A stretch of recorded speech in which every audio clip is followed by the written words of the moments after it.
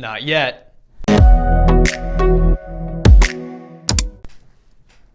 What's going on? This is Hans Struzina with the Gunnerman Group, and while I didn't have a bottle of champagne to almost open, I hope you get the idea. Basically what we're seeing in today's market update is things are getting better, they're looking good, we got through COVID, but it's not time to celebrate quite yet. So I want to go through and show you some data from the California Association of Realtors that I found absolutely fascinating and do a follow-up video to last week's market update, which I'll link to up here if you haven't checked it out, about an Inman article called Bubble Trouble, and some indications that we may or may not be out of the woods or in a bubble or what have you. I'll let you draw your own conclusion there. But I have some really good data that actually indicates some very positive things, but not enough to say it's ready to celebrate and everything's all good yet. So when you get some value out of this video, give it a thumbs up and subscribe to the channel because I'm going to continue to put out weekly content just like this and you're not going to want to miss it. So let's get into this. All right, so number one is jobs. As you can see, I'm going to start throwing up some slides here that I think are interesting to look at. But we have gained back in the state of California roughly half of the jobs that we lost during the COVID era. And that is significant gain in a very short amount of time. And as things continue to open up, hopefully by June 15th, when the ban on masks and indoor limitations on capacity and such things come back, a lot of those jobs will continue to come back. And what's really important for that is a lot of the sub $100,000 a year jobs were the ones that were hit the hardest. And in fact, a lot of the $100,000 plus jobs did a lot better. And that actually, we'll get into that in just a second, but that indication is a big reason why our top end of our real estate market and the prices surged up at that top end even more than one might expect in a recession. But as you can see here, almost 88% of the jobs that we lost were those kind of blue collar, bars, restaurants, retail workers, et cetera, that were obviously lost and hit hardest during the pandemic. An additional factor that sort of got us here is the fact that rates, interest rates, borrowing rates are so low. Historically speaking, we're at a very low point, as you can see, based on this graph that I have going back to 1971. And what's really interesting is at the end of 2020, we have a lot of really strong metrics. 509,000 units, increase year to year of 28%. Existing home sales additionally increased 3.5% year to date, which is fascinating when you think about it because frankly, 2019 was a pretty good year overall, but then we had COVID, shut everything down for a good chunk of 2020, and we still increased over that. Obviously, unsold inventory is down substantially, prices are up, and it's telling us a lot about the numbers relative to 2019 and the year prior to that, and the trend we're on into 2021. One thing that I find super fascinating, which I touched on at the end of the other market update video I did last week, is this metric. Home sales are maintaining momentum in 2021. Things are actually continuing to increase. And if you didn't check that video out, one stat that I think is really important that this indicates is the National Association of Realtors suggests that at the end of 2021, there will be like 6.22 million transactions in the country as a whole, which is 10% more than what we did in 2020.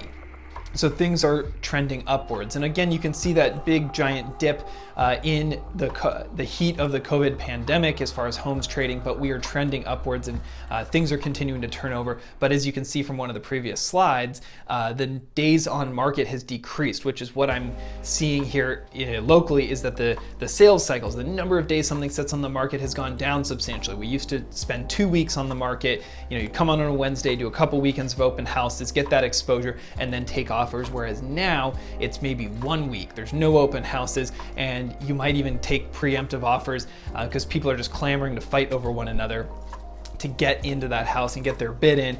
So you might even be on the market for 3-4 days, sometimes even less, which is consistent with even other markets that I'm looking at from an investment perspective.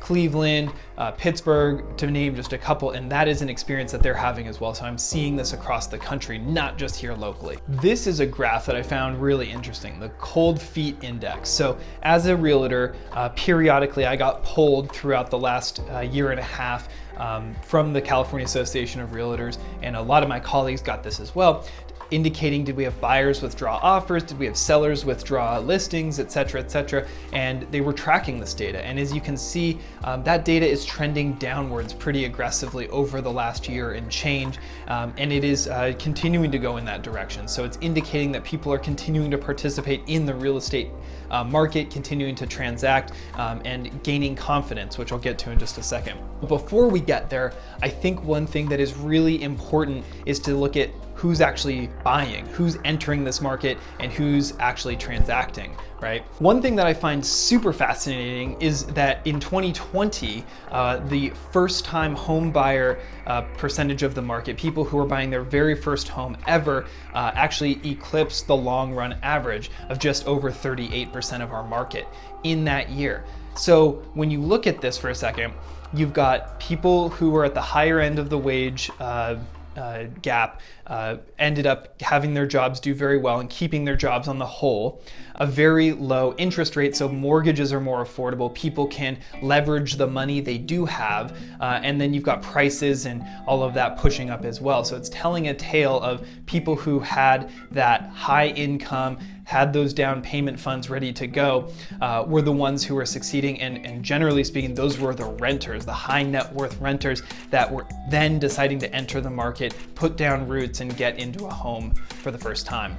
And on top of that, they were doing so, as I said, with strong amounts of cash, people bringing a lot of cash as a down payment, which is really fascinating because you look at these trends here and it has really indicated that people not only have put more than 0% down, but as much, if not more, than 20% down than they have in years past, which when you think about it, must mean that there are people who are hoarding money and then entering the market at a strategic moment, or an interesting moment at least. And lastly, one thing that I saw is a lot of the millennials were one of the biggest buyer pools to date. And that, in my experience, I've had a lot of people who would qualify as millennials, as would I, bought a home in 2020, and I was one of them. I was one of the people who bought my first primary residence as an owner-occupant in 2020.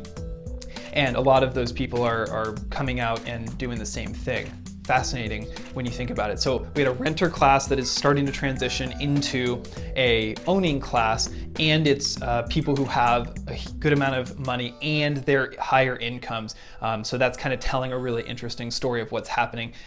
And hopefully, if things continue to go in the right direction from an economy opening back up and jobs coming back and people making money again, can be continued to lift. But before we get there, a lot of people were worried about a bubble crashing, people having a repeat of 2008, 9, 10, etc. But I want to show you a couple of numbers that really fascinated me, for lack of a better term. You look at this one, the fundamentals in the mortgage market that killed us last time are just not there. Look at adjustable rate mortgage lending. In 2005, you had 33.5% of those applications, and it made up almost half of the mortgage volume, right, of people actually transacting. You look at 2010, obviously super low, and then 15, 18, and then 19. It's all been really, really low relatively. So you're not gonna have this readjustment of income or of payments in a year or two in the same mass that you did last time.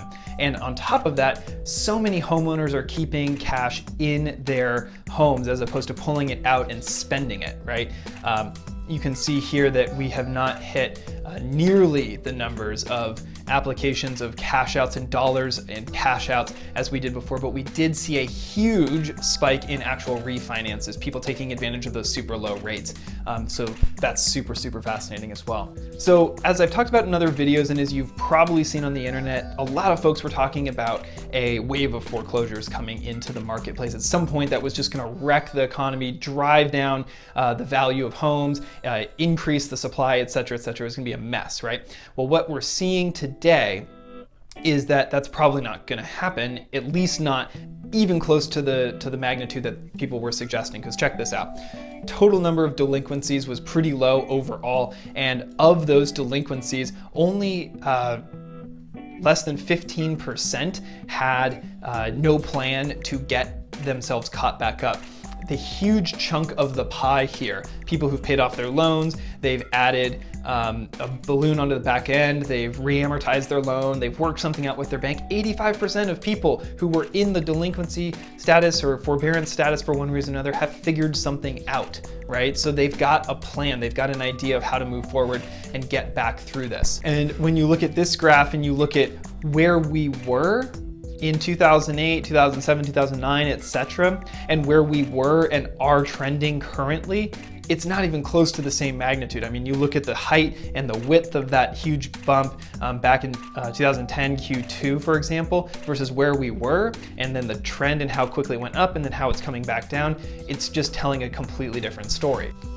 And according to some predictions that California Association of Realtors are making, the REO market, whenever it comes back into a thing and some of these foreclosures start to run their way through foreclosure and actually hit the market as an REO or a short sale or whatever, is going to be minuscule, especially compared to last time where 60% at one point of the market of homes available were foreclosures. Now it's looking like it could be somewhere between 3 and as high as 10%. So that'll be one to watch to make sure that these numbers continue, but it looks like it's trending in a really positive direction for the health of the overall market.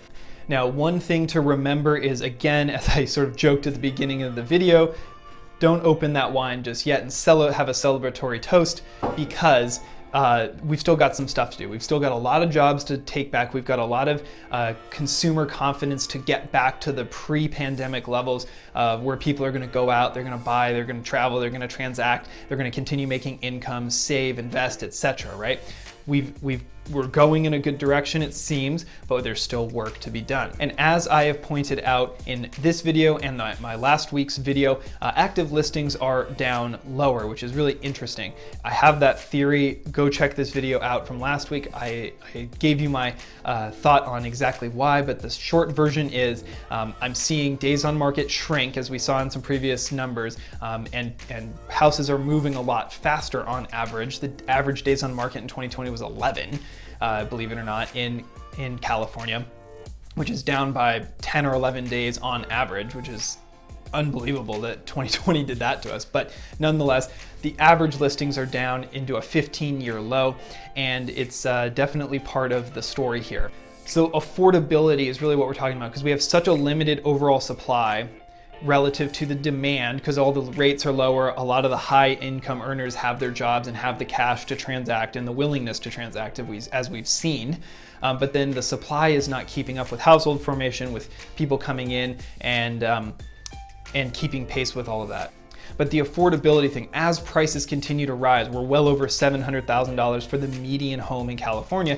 The affordability, the ability for the average person to afford a $700,000 house is declining, right? Because again, such a big chunk of the population lost a job at that sub $100,000 level. And if you lose one income source out of a household or two, and the prices keep going up, you're just not gonna be able to afford it. So affordability is at a very, very low rate. Not as low as it was in 06, 07, according to this graph, but nonetheless, it's at a lower point than it's been in a long time. All right, so I've got three more things I want to touch on, and we'll wrap this video up. So number one, left unchecked, what we're hearing is the population will eventually decrease because affordability isn't going to work, and you can go to another state, especially if you can work remotely, and you're going to relocate and start a life outside of California, right?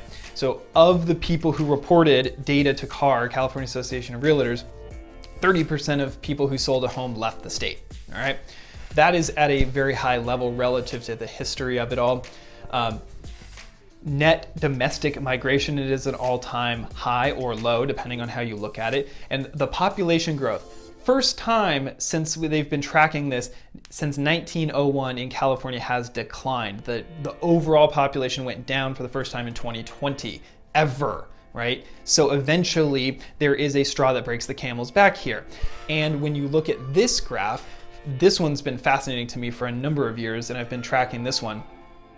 You've got a a huge gap between the level of new units that needed to be built at 180,000 a year and how many were actually built. In 2020, as an example, we had an 80,000 unit shortfall. So eventually you're going to lose people because simply they just can't afford to live here, right?